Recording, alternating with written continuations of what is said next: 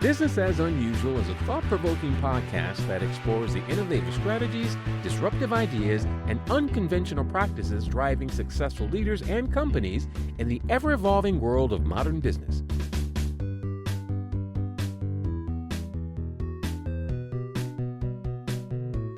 Subscribe, comment, and share for weekly inspiration with our host, Aicila.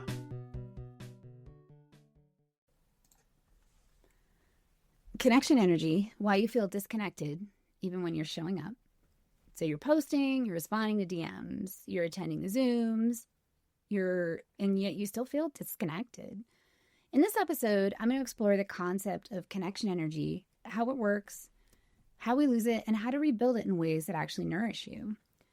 So connection energy is the connection that you have socially to others in both personal and professional environments, your network, your family, your friends, and even those customer-facing moments.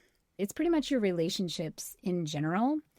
And one of the things that can happen is, a lot of us are dealing with a real sense of isolation in what feels like an extremely connected world. And I am a huge techie, so it really pains me to say we have to put some of our technology down because I love it so much. This is the future I dreamed of, watching Star Wars and Star Trek as a child.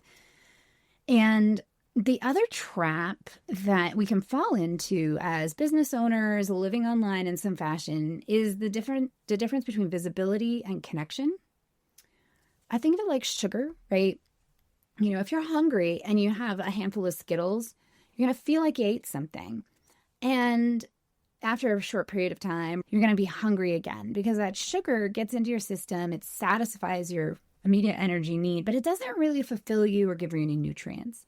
And so then you hunger for more. And visibility is more like attention. People talk about living in an attention economy. I don't love that because attention is not really enough. What we really need is connection and community, and that is slow. And that's like that full-on complete meal that's got the protein and the vegetables that you make and you sit down and consume versus that quick fix of the delicious but not so nourishing Skittles. So what are signs that your connection energy is depleted? Well, if you start really avoiding people, feeling a sense of burden when you need to meet with people or talk to them, complaining a lot about folks in your life or in your business relationships. And that costs you something, right? Because people can feel whether or not you actually want to be there and if you're engaged. I was really close with someone who got very depleted socially, and they became very connected to their phone. Let me go back even to be more clear. There's a period of time where I was very disconnected socially. I was in a space where I had been very drained in my social commitments, and there was a lot going on, and I just didn't have the energy for people. And I didn't want to admit that to myself. And so I would spend time with people, but be very distracted, very in my phone, very twitchy. One of my friends says, "You're twitchy with your phone." I was like, yeah, but don't take it from me.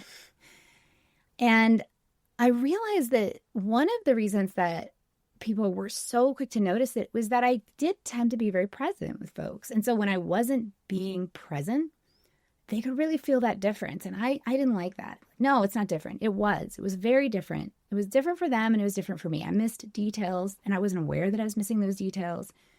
And so even though I was around them, what I needed to do probably was create some space for myself to be replenished and see fewer people for shorter periods of time and really take that time to deal with what it was creating that disconnection for me.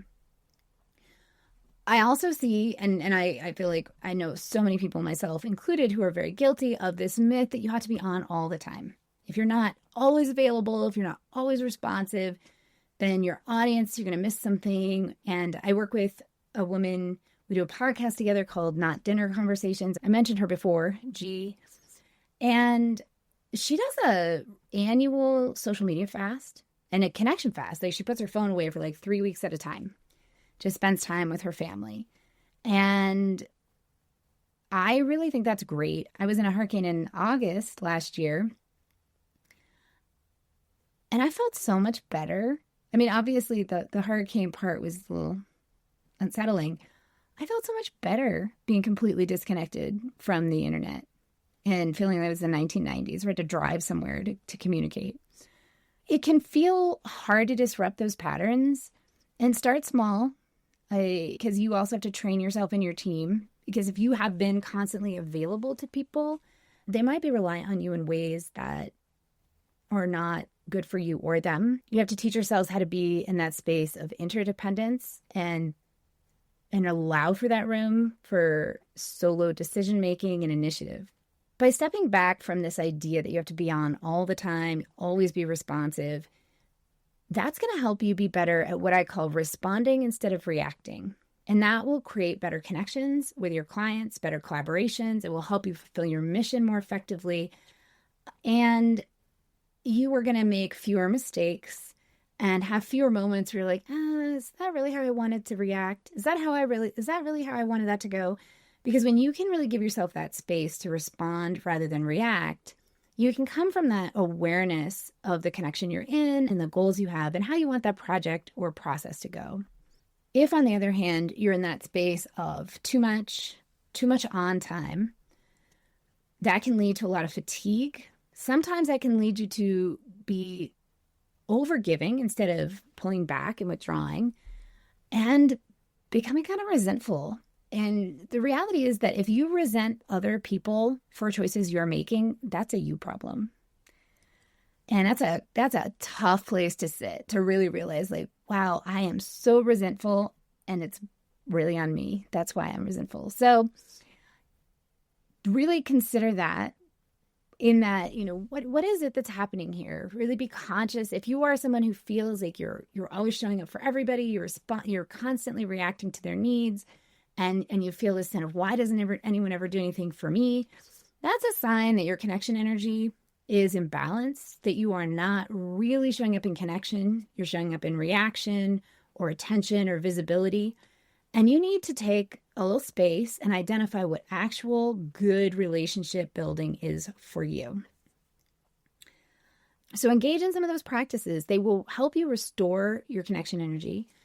And especially if you identify as an introvert or an empathetic leader, it's critical that you be conscious of how you are showing up and what you are giving. That's where I've seen people really get the most resentful, is the people that have the biggest hearts. And part of having a big heart and what makes you really good at showing up is having good boundaries, really understanding what you have to give, what is yours to give, and what you actually don't have to give. My daughter likes to say, don't set yourself on fire to keep other people warm. And I think it's a great question to ask yourself. Is this something I need to do? Is this person really need my direction?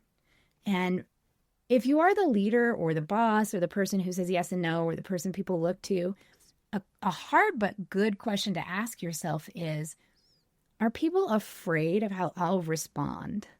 Like, do I really let people make their own decisions on something? And there are places where for sure you won't. Like, I have my clients trust me, I do a lot for them, and they have areas of territory that belong to them.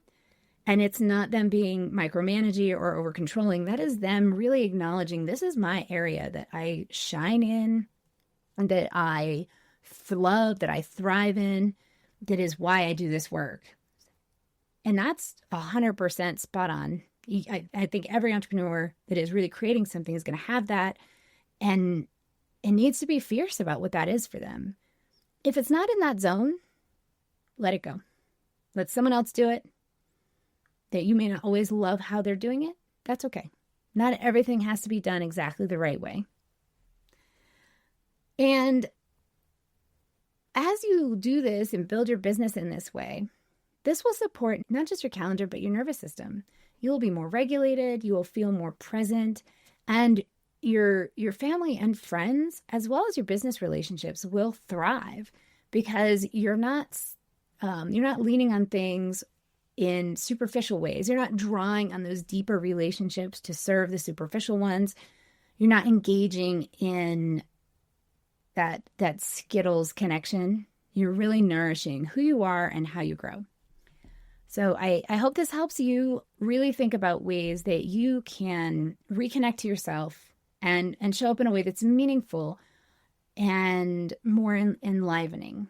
Next week, join me for some thoughts on the difference between momentum and discipline and why reframing that can really help you to create the kind of energy you need to keep your business going. Thank you for tuning in to Business as Unusual. Remember, in this ever-evolving world of modern business, it's not about fitting in, it's about standing out. See you next time. Stay curious, stay innovative, and always keep it unusual. I hope you enjoy the show. I love making it. If you did enjoy it, consider hopping over to the review portion of the platform you listen on and letting other people know about it. Or share the episode or the entire show with a friend or subscribe to the show. Definitely reach out, get on my newsletter, follow me on social media, and let me know what you like, what you don't like, and what you'd like to see in the future. Well, we love our guests. Appearance on the Business as Unusual podcast or any Bicurean consulting production is for information purposes only and is not to be considered an endorsement of their business practices, or character. Please properly vet anyone you find through this podcast and generally before you do any business with them. Thank you for listening.